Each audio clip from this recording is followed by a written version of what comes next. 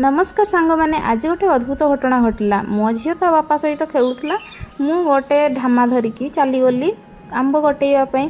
आ गतकाली वर्षार बहुत सारा आंब पड़ता सकाळु सकाळु पिला माने आसी गोटे नहीं हेले बहुत सारा आंब तले पड़ता आ से गुड़ाक ही मुझे गोटेवाई चली जाइली।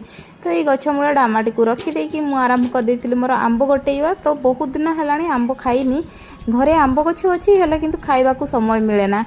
आज भावी कि गोटे आंब चाखिकी देखा ए वर्षर आंब स्वाद कौ भाया। तो आणिकी रखला पर बाछी बाछी गोटे बहुत बढ़िया आंबटा मुझे खजी बाहर कली। जो गचर आंब बहुत मीठा से गचर आंबटा को धरिकी मुझे चाखियापाई लगी पड़े। तो देखुं आंब चाखिला बेले मो झील बाथरूम जावाई चाहिए। तो सी बाथरूम को गला बेलू देखला कि सेठी गोटे कुकुड़ाटा पशिची। सी धाई पलि आसला कौन पाई कुकुड़ा मान तार भारी भय थे ताको खुंपी देते। तो से सी मत डाकिकी नहीं देखिले मामा आस देख कुकुड़ाटा बसी जाइए लाट्रिन पर।